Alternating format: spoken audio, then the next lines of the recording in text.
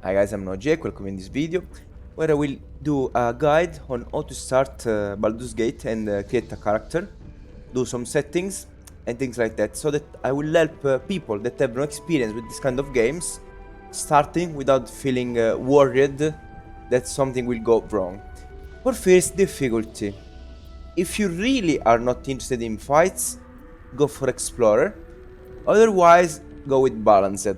If you already played a game like this and you're ready to reload the game sometimes if you fail, you're ready to try to improve your character so that they can face other situations, maybe you can even start with Tactician. For example, I'm starting with Tactician because I already played Divinity Original Sin 2 at 100% on Tactician difficulty. So since I feel experienced and I already know that sometimes I will fail, but I will be able to reload, I will start on Tactician. But I think that Balanced, especially if you are doing your first playthrough, maybe it's the best choice. So we start the game, we have some cutscenes, we skip them during this video. And here we can choose if we can make an origin character that is full customizable, or the Dark Urge that it's customizable too, like you can change his race, everything of the Dark Urge. Or you can grab some characters that you will find into the game and you'll be able to add into your party later on, okay? So, for example, like, they won't be able to be the main character if you don't choose them, but you'll still be able to bring them with your party and experience some of their quest lines. So we go for custom. You can even see a fast explanation of their story through this kind of cutscene. Well met. You've my virtue. Now. And from here you can even invite friends and start a co-op. I don't know how this works. I will now. Let's go into the main things to help you. What you need to understand is that you can customize a lot of things in the game after you start the game. So, like, I saw a lot of guides that talks about like min-maxing, having the best spells, having the stronger features, the best combination, but no guides are telling you and teaching you how to feel safe while you're going ahead. You can respect. This means that all of these things, your class, cantrips, spells, I don't know about the background, to be fair, but abilities, prepared spells, all of these things, not prepared spells, all these things can be respect very easily, so don't worry. You can, the only important thing, maybe the most important thing, is your appearance. Like, just choose the race, read the year, don't be too scared. You can play like something that looks evil, but you can even play in a good way, or you can play something that looks kind of good, but try to play like in an evil way. You can do whatever you want. Don't worry. So, for example, we go on draw. This is what I did. You can choose a draw that is more close to his darkish side, or a draw that is more neutral. So you can choose subclasses, and depending on the race, the sub race, and depending on class, for example on cleric and subclasses, then you can make other choices. For example, by changing the race, as you can see, more things will appear. For example, the elf as race elf, and you can choose a cantrip if you are depending on if you are an high elf. So will appear more menus here depending on the race. For example, the gnome has a lot too. The half orc has less, like the human. So these things will change based on your race. For example, let's go for draw. And now things will change also based on Barbarian. For example, Barbarian don't even have cantrips. Cantrips are spells that you can use whenever you want and how many times you want. Instead, real spells need you to rest. So cantrips are quite important. Like Barbarian have other things that can do, that of course other classes can do. But if you, for example, if you want some cantrips that will make you able to do some funny things multiple times, you need to choose a class that have cantrips. Here, the Barbarian don't have doesn't have this kind of thing. So for example, we choose Bard, and in Bard we have the Bard. We have the cantrips. For example, we can select the Mage End that will make us able to move objects like with psychic powers. Okay. Then we can choose the spells that we want to have. For example, we can choose Speak with Animals. That will help us speak with animals since the start of the game if we have this thing.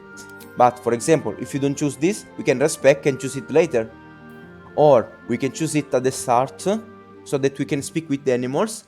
And then later, if we don't want this anymore because maybe we have a party member that speaks with the animal already, we can remove this respecking and give the character other spells. So don't feel too worried about this kind of things. The background will give you some extra skills that will help you be lucky in some... not lucky, will help you improving your chances of succeeding in some dialogues, in some skill checks, and that's it. But also, you'll get inspirations by doing some kind of things that are closer to the background you choose. For example, if you want to be bad, if you want to steal, choose criminal. Maybe this will help because you will get these inspirations. Inspirations will, if I'm not wrong, will help you doing more advantageous dice rolls. Deity is not so important. Cleric has deity. This will just change some dialogues in some situations. Background is similar to deity, essentially, but it's more important because of the inspiration you get. Then a problem is that, like, if we go on class here, we can see that we have these spells, okay? But if we go on prepare spells, we can choose from a more wide variety of spells. This, in my opinion, is kinda strange because it makes you think that these prepared spells are spells you choose from these spells, but the reality is that at level 1 you have all these spells. As a cleric, you have already all these spells, and the prepared spells are just the spells that you can use while you're exploring. You just open a menu, you get rid of this, and you insert all other spells. So you have all of these spells. You don't need to choose as a cleric. You have all of these spells. But for example, this is very strange. Because if you enter here, like, looks like that these are your spells. I don't understand. To be fair, I don't understand this thing.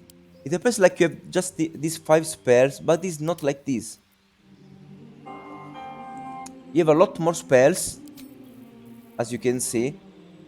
And like, even if we change the subclasses, we still have all of these spells. And again, we will be able to use all of these spells during the game. Even if you don't select them now in prepared spells. Prepared spell will just be the spells you have equipped already. As a druid, we have all of these things. I will show you. Now we choose the druid. Another important thing is that here, if we move here, we have +2 to saving throws. You have this +2 every 2 points above 10. And every 2 points below 10, you will have a -1.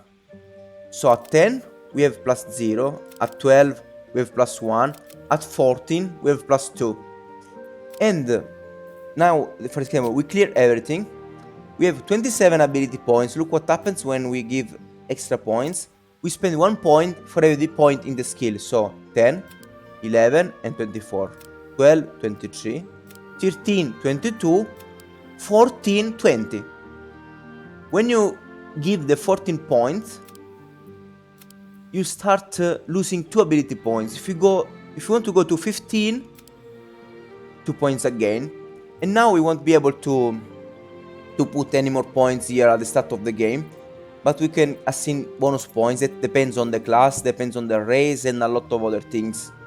So for example, we can assign 2 here and not 1, 2, and maybe 1 on wisdom, okay? But this is still the maximum. If we want to have a +3 to saving throws, we don't need 17, we just can stay at 16. Now, for example, what ability points we choose?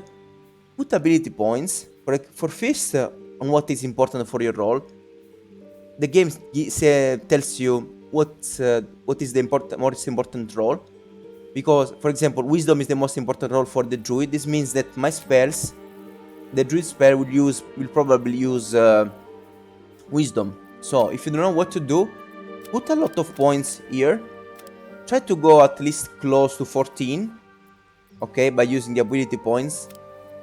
And then, to be sure, put some point on constitution, because we'll give you some hit points and will prevent you from dying more easily, okay?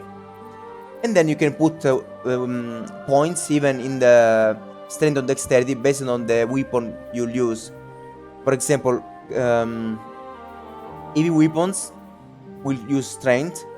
If you are able to use heavier armor, you need dexterity. Otherwise, if you want to to use light armor, you don't need to put too many points in dexterity. Okay, this is how it works. Just read these things, and these things will tell you what they do, and choose based on what you want to do. For example, as a new character, I want to have some charisma, because I feel like it's important to be able to win some charisma checks. And then I just go for charisma plus the characteristic that is important for my character. For example, if you choose a class that is where the charisma is very important, you can try to put everything on charisma, because you will use charisma to talk, and you will always use charisma for skills. So that's a very good idea. So you put everything on charisma, and then maybe something on constitution, on strength, on intelligence, based on what you want to do. So it's not so important. Remember, you can respect whenever you want. So let's just try to be balanced. And since we are at the start of the game, some strength will help us jump higher, so why not? A lot of charisma, 14 wisdom. Here you can put extra points on some skill checks. For example, this depends on again on the race, on the background, on a lot of things. You can choose whatever you want. For example, we are interested in the animal, religion, and we choose this too. You can change your appearance from here. There is a lot of customization we can do. I just randomize for now. And that's it. Let's proceed. You need a guardian. You also can choose the race and the appearance of a guardian. I don't know if the race does really important. It's really important, but I think you can just choose whatever you like. Here we are at the start. Follow the tutorial, listen to the tutorial. Let's keep going. So the most important things you have to keep in mind is that you can enter turn-based mode whenever you want. This will stop time, so that, for example, there is a character you want to talk to and is walking away. You enter turn-based mode. This way he stops walking, and then you can walk on his way without him doing anything. Your movement is limited, so you need to end the turn, wait for environmental environmental tool, and then you can move again. If you're close to the character you want to talk with, you can exit and then just walk normally. The most important things you need to keep in mind is to watch the map.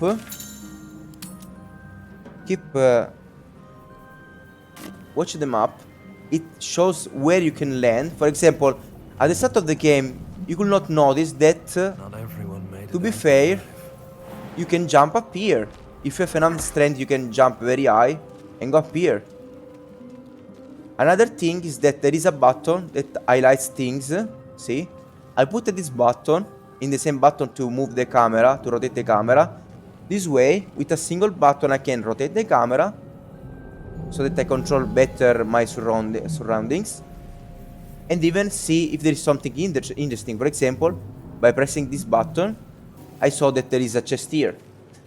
There is another button instead that highlights characters, and this will help you too to find people that you can interact with, to find, for example, maybe little small animals that otherwise it's possible that you won't notice. So the two most important things to keep in mind, the three most important things, is that whenever you want you can enter turn-based mode.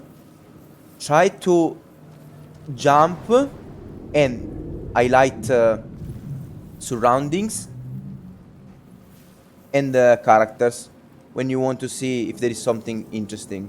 See, I put camera rotate on my secondary button on the mouse and show item labels on the same button. This thing here, highlight characters on grave.